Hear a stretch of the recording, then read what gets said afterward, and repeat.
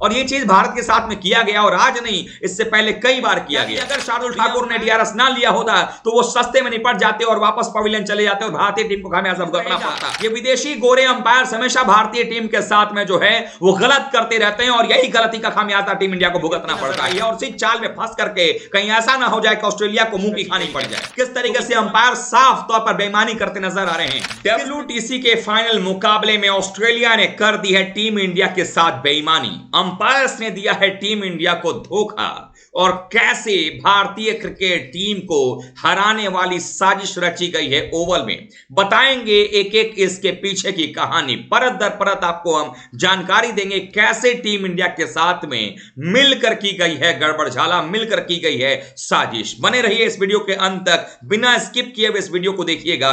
परत दर परत एक एक बात का खुलासा मैं करने जा रहा हूं।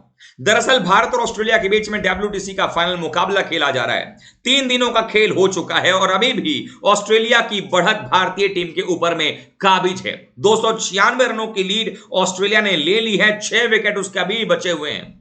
लेकिन सवाल यह उठता है कि क्या यह 296 की लीड ऑस्ट्रेलिया ले पाता अगर अंपायर्स ने उनका साथ ना दिया होता, अगर कुछ गड़बड़ियां ना की गई होती ऑस्ट्रेलिया के द्वारा, कुछ बेईमानियां ना की गई होती और भारतीय खिलाड़ी अगर उस पर ध्यान दे दिए होते तो शायद ये हालात पैदा नहीं होते।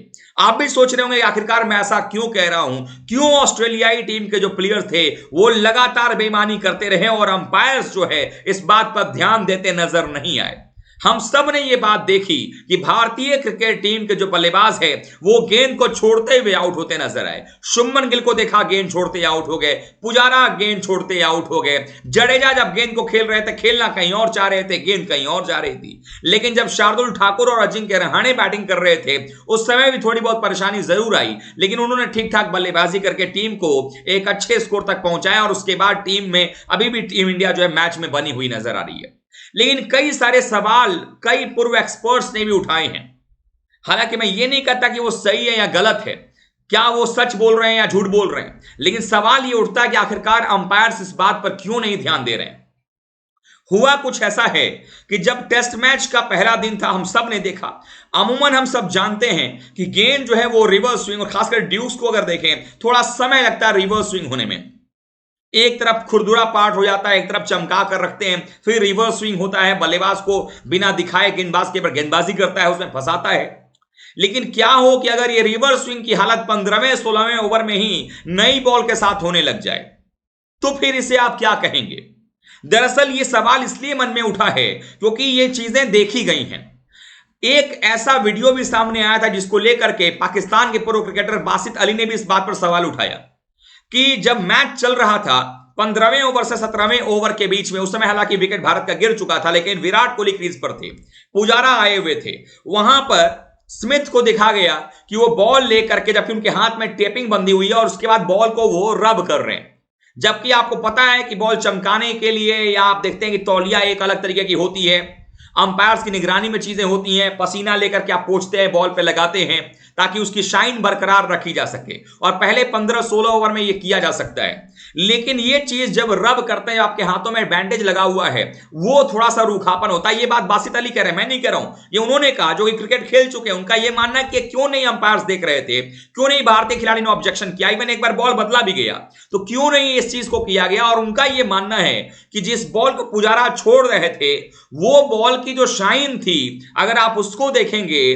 तो वो अंदर की तरफ पर शाइन थी उस बॉल में और उस बॉल को टप्पा पड़ते हुए बाहर जाना चाहिए था, लेकिन वो पड़ करके सीधी रही, अंदर आई और वो बॉल छोड़ने के क्रम में पुजारा आउट हो गए। यानी बासित अली के माने तो उनका ये मानना है कि पुजारा की टेक्निक में गड़बड़ी नहीं थी, ये बॉल में गड़बड़ी थी जो टैंपर किया गया। ये आरोप लगाया है बासित अली ने, पाकिस्तान के पूर्व क्रिकेटर ने। उनका मानना है कि अंपायर्स ने इस बात का ध्यान नहीं दिया। अब चलिए ठीक है, उस बात को भी निकल जाते हैं, हो सकता है कि ऐसा कुछ कारण रहा हो, लेकिन पिच पर दरारें भी रही हैं। जहां पर विराट कोहली का जो विकेट गया वो वैसा ही गया, अचानक से सरप्राइजिंगली वो उनको जो गेंद उठती है और ग्लव्स में लगती है।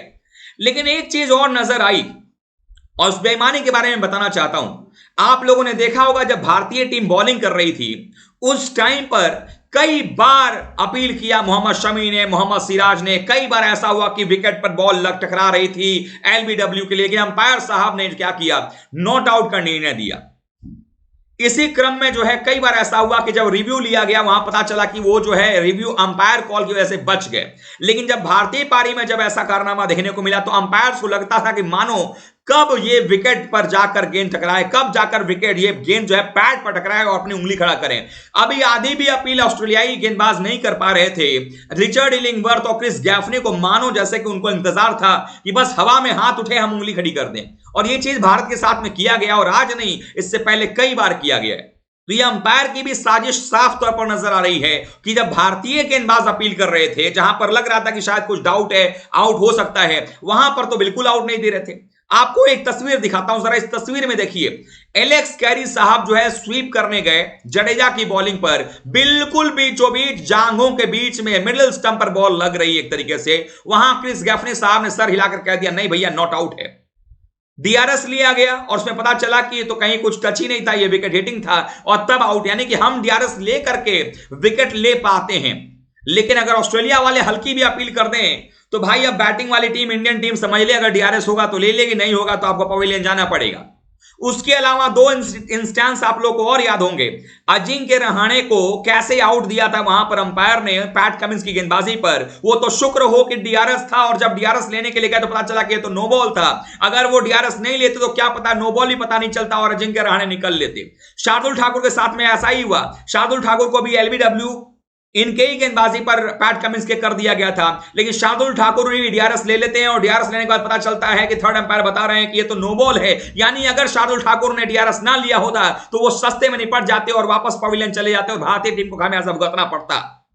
तो ये कब तक चीज रहेगा? ये विदेशी गोरे अंपायर हमेशा भारतीय टीम के साथ में जो है वो गलत करते रहते हैं और यही गलती का खामियाजा टीम इंडिया को भुगतना पड़ता है। बार बार गलतियां जो है वो एक के बाद एक होती चली जा रही हैं। ये तो अंपायर्स की बात हो गई। आप देखते रहे लगातार चोटिल होते रहे हमारे खिलाड़ी। एलबीडब्ल्यू देने में जैसे भारतीय टीम के अगर जब गेंदबाजी हो रही है तो एलबीडब्ल्यू देने में इनकी नानी मर जाती है, और जब ऑस्ट्रेलियाई गेंदबाज बॉलिंग कर रहे हैं तो फट से आउट देने के लिए तैयार बैठे रहते हैं। पहले भी हमने देखा है बेईमानी भारतीय टीम के साथ होते हुए। अब चलिए ऑस्ट्रेलिया के बारे में बड़े लोग कहते हैं कि बड़ी अच्छी टीम बन गई है, बहुत शानदार टीम बन गई है। अब एक रणनीति बताता हूं। तीसरे दिन का खेल था, ऑस्ट्रेलिया को बैटिंग करने के लिए आना था, और ऑस्ट्रेलिया की टीम जब बैटिंग करने के लिए आती है पता है क्या होता है? ऑस्ट्रेलिया की टीम जब बैटिंग करने के लिए पहुंचती है उस टाइम पर अगर देखें तो आपको मालूम चलेगा कि यहां पर जो है इस समय अगर देखें तो कुल मिलाकर के ऑस्ट्रेलिया की टीम जो बैटिंग करती है उसी टाइम पर अगर देखा जाए तो कुल मिलाकर के अगर जब आते हैं बैटिंग करने तो रोलर चलाया जाता है। रोलर क्यों चलाया जाता है? ताकि जो है वो अगर देखा जाए यहां पे तो पिच को बराबर किया जाए। लाइट रोलर अधिकतर जो क्रिकेटर हैं वो यूज करते हैं ताकि बैटिंग के लिए बेहतर हो जाए, पिच सेटल डाउन हो जाए। यहां हैवी रोलर का इस्तेमाल किया ऑस्ट्रेलिया ने। क्यों किया? ताकि पिच को और तोड़ दिया जाए। हमें क्या, हमारे पास तो 173 की बढ़त है। पिच जब टूट जाएगी और जब इंडिया बैटिंग करने आएगा फिर वो रोलर ले ना लें, उनके लिए जो है मुश्किलें खड़ी हम कर सकते हैं। तो ये जो है मन में पाप लेकर ऑस्ट्रेलिया ने कर दिया। चलिए ठीक है, टेक्निक है, थोड़ा सा चतुराई उन्होंने दिखा दिया है, लेकिन अपने ही इस चाल में ऑस्ट्रेलिया की टीम इस गड्ढे में गिरती नजर आई है, और इसी चाल में फंस करके कहीं ऐसा ना हो जाए कि ऑस्ट्रेलिया को मुंह की खानी पड़ जाए। क्योंकि हुआ ये कि ऑस्ट्रेलिया ने रोलर तो ले लिया और उसके बाद भारतीय गेंदबाजों ने जो है परेशान करना शुरू कर दिया। और उसके बाद क्या हुआ? उसके बाद हुआ ये कि टीम इंडिया ने भी उनके 4 विकेट निकाल दिए हैं। और अगर आज पहले सत्र में पहले घंटे में ऑस्ट्रेलिया अगर 350 का लीड लेने से पहले ही ऑल आउट हो जाती है तो क्या मालूम टीम इंडिया कुछ भी कमबैक कर सकती है यहां पर। लेकिन ये बताता हुआ किस तरीके से भारतीय टीम को हराने की साजिश रची गई है, किस तरीके से अंपायर साफ तौर पर बेईमानी करते नजर आ रहे हैं, किस तरीके से यहां पर जो है भारतीय टीम के खिलाफ ऑस्ट्रेलिया की साजिश नजर आई है। इन्होंने अभी फिलहाल जो है रंग बदला हुआ है। ये खिलाड़ी वही हैं, याद कीजिए, बॉल टैंपरिंग वाले। लेकिन बीसीसीआई इतना बड़ा बोर्ड है, बीसीसीआई को सोचना चाहिए कि कब तक ये अंपायर्स की जो है बेईमानी हम सहते रहेंगे। और हो सकता है इसका जवाब भारतीय क्रिकेटर्स जो है दूसरी पारी में दें, और हम उम्मीद करते हैं कि हमारा जो टॉप ऑर्डर है अगर 350 के आसपास चेस करने का मौका मिलता है तो इस बार हमारा टॉप 4 जो है वो अच्छा परफॉर्मेंस करे, और क्या पता टीम इंडिया अगर जीते तो शायद सबसे बड़ा बदला यही होगा। आप लोगों को क्या लगता है? क्या ये जो बातें बताई गई, जो बासित अली ने कहा, ये क्या आपको सही लग रहा है? आप कमेंट करके अपना फीडबैक जरूर दीजिएगा, और उम्मीद कीजिए कि भारतीय टीम अच्छा परफॉर्मेंस करे सेकंड इनिंग में, और टीम इंडिया जो है अगर WTC फाइनल जीतती है तो एक जो सूखा है आईसीसी ट्रॉफी का वो खत्म होता हुआ नजर आ सकता है। लेकिन भारतीय टीम को अच्छा परफॉर्मेंस करना पड़ेगा आने वाले समय में, नहीं तो निराशा जो है फैंस के दिलों में बढ़ती चली जा रही है। तो आप क्या सोचते हैं WTC फाइनल के मुकाबले को लेकर के? आप कमेंट करके बताइएगा, आप कमेंट का जवाब भी हम देंगे। वीडियो को लाइक कीजिएगा, शेयर कीजिएगा, और अगर अभी तक आपने क्रिक रोस्ट की फैमिली में अपने आप को शामिल नहीं किया है तो जरूर कर लीजिएगा। और लगातार इस वीडियो को देखने के लिए, अपना सपोर्ट देने के लिए बहुत बहुत धन्यवाद। थैंक यू सो मच दोस्तों।